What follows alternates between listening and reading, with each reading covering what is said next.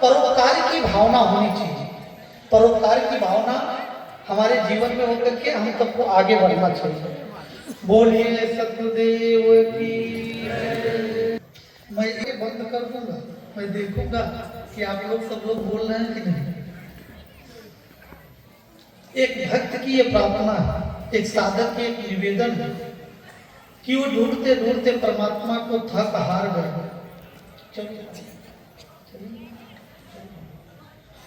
तो एक साधक उस प्रभु को, परमात्मा को ढूंढते ढूंढते थक हार गया। इस संसार में मंदिर, मस्जिद, गुरुद्वारा, तीर्थ, मूर्त, पानी, पत्थर, हर जगह ढूंढते ढूंढते वो थक हार गया, लेकिन प्रभु का, उस परमात्मा का कहीं दीदार दर्शन नहीं हुआ। वो थक हार करके अपने घर पर लौटा, तब वो गीत गाता है, वो पुकार करता है कि हे प्रभु, हम ऐसा ही जीवन मेरा बीत जाएगा, आपका दर्शन और दीदार नहीं होगा। तो भक्त निवेदन करता है कैसे कि प्रभु मेरे जीवन को जीवन बना दो, प्रभु मेरे जीवन को जीवन बना दो, जीवन को जीवन बना दो।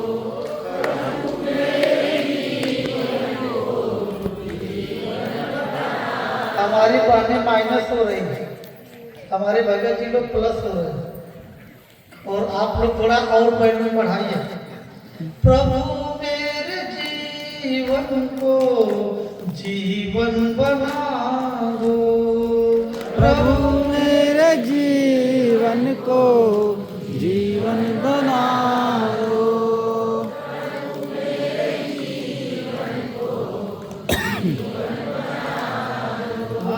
जगत जाल के सारे झगड़े मिटा दो, जगत जाल के सारे झगड़े मिटा दो, प्रभु मेरे जीवन को जीवन बना दो, प्रभु मेरे जीवन को जीवन बना दो,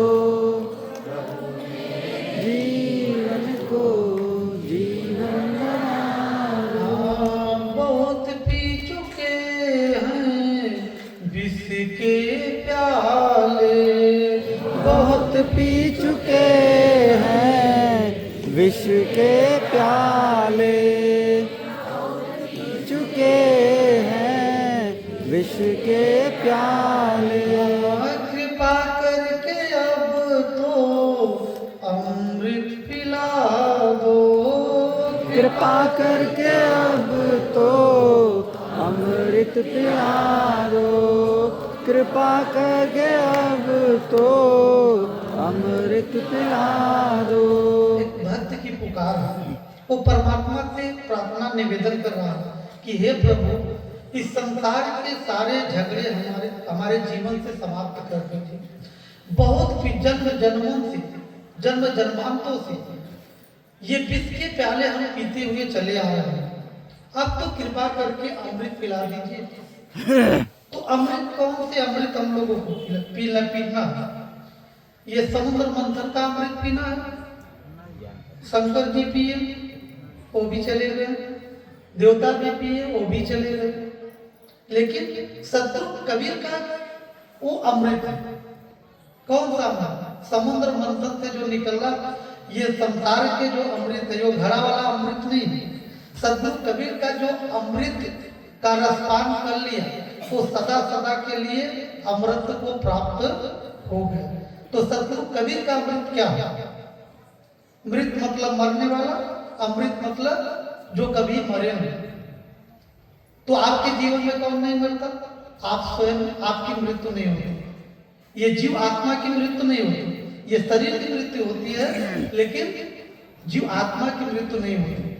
तो अमृत की खान वही ना है, जिसका कभी नाश न हो, जो कभी मरता नहीं, वही अमृत है। अमृत मतलब कि कभी मरने वाला न हो। तो आज हम सबको सदगुरु कबीर वो अमृत का ज्ञान हम सबको संत गुरुओं ने दिया है कि नहीं दिया? बस उसी का तो रसपान करना है हम सबको, उसी का तो भजन करना, उसी का सुमिरन करना है। तो इसलिए वो कहता है कि प्रभु मेरे जीवन को जीवन बना दो, प्रभु मेरे जीवन को जीवन बना दो, मेरे जीवन को जीवन बना दो। हाँ, कहाँ तुझको ढूंढूं मैं, कहाँ तुझको पाऊं, कहाँ तुझको ढूंढूं मैं, कहाँ तुझको पालूं, कहाँ तुझको ढूंढूं मैं, कहाँ तुझको पालूं। हाँ, कृपा करके अपना पता तो बता दो, कृपा करके अपना पता तो बता दो, कृपा करके अपना पता तो बता दो। प्रभु मेरे जीवन को जीवन बना दो, प्रभु मेरे जीवन को जीवन बना दो, मेरे जीवन को जीवन बना दो। वो भक्त कहता है कि कृपा करके कहाँ तुझको ढूंढूं मैं, कहाँ तुझको पाऊं। हर जगह ढूंढ करके थक हार गया, कहाँ तुझको ढूंढूं मैं, कहाँ तुझको पाऊं, कृपा करके अपना पता तो बता। वो प्रभु दयालु है, वो करुणा के सागर है, वो कृपा सिंधु है। वो भक्त पर दया करते हैं।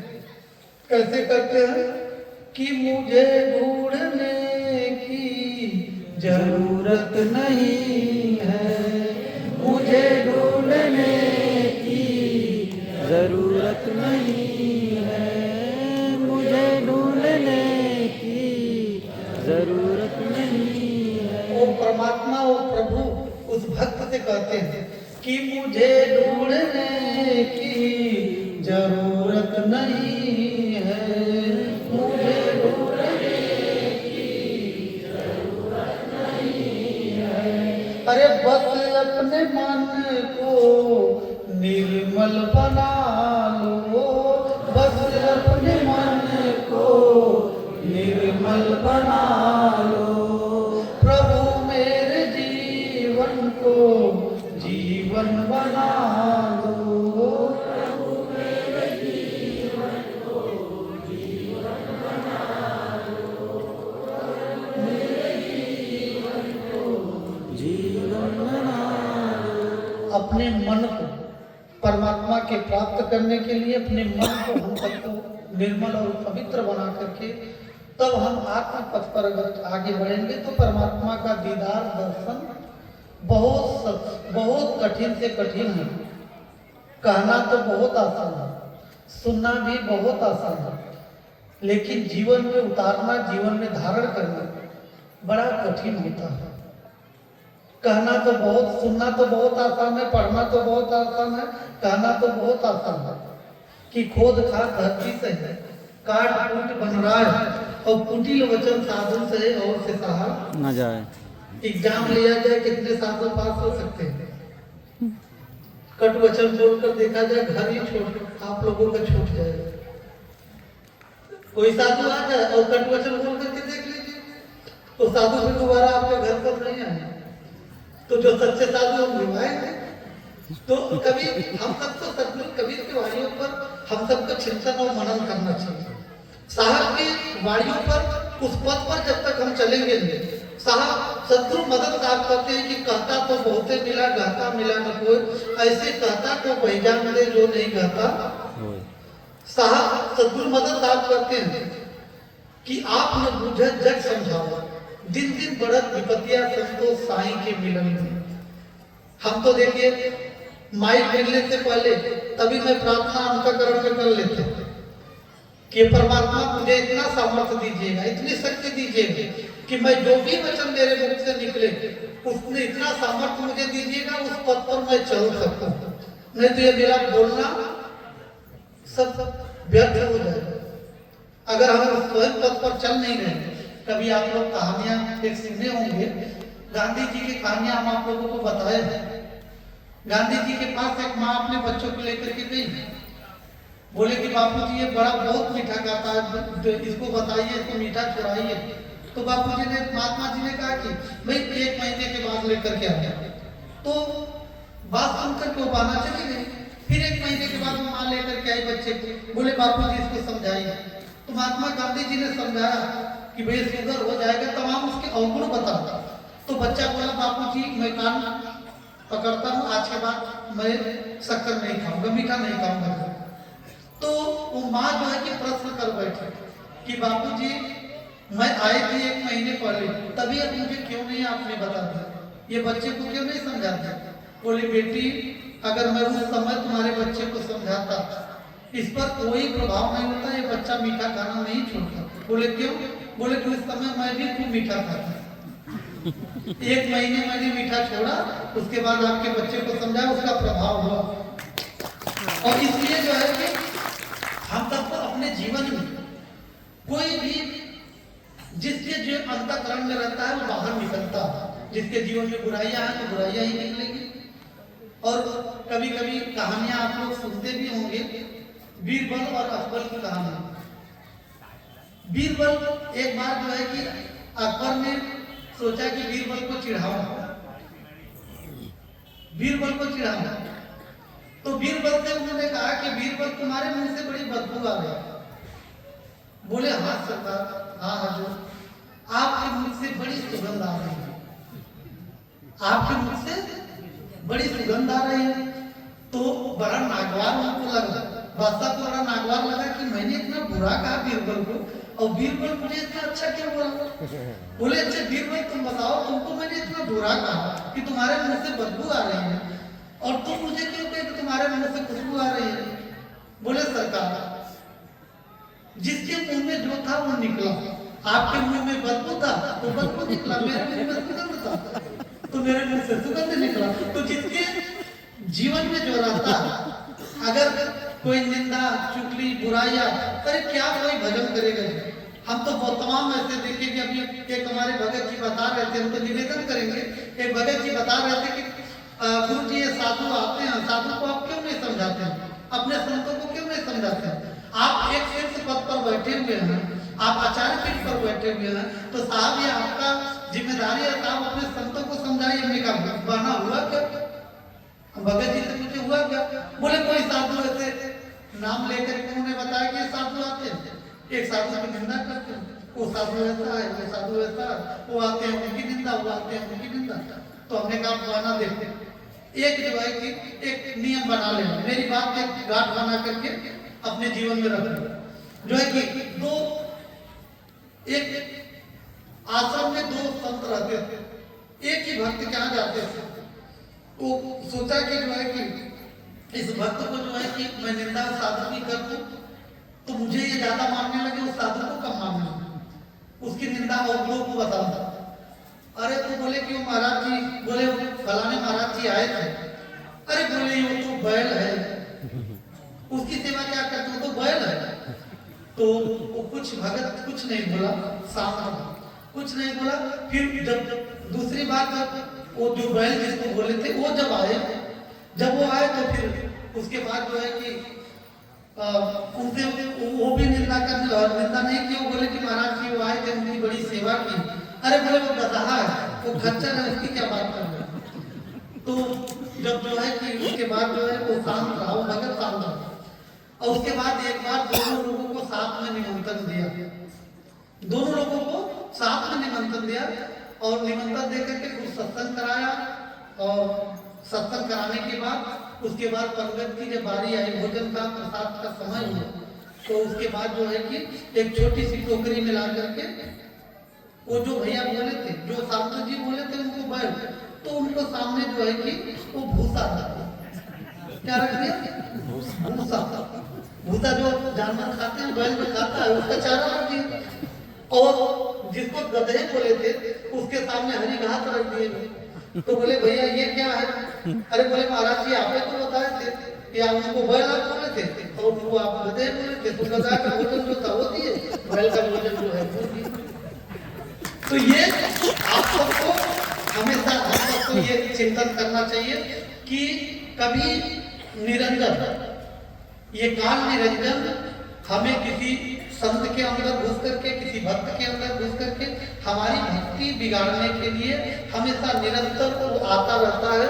इससे हमेशा सावधान रहिए।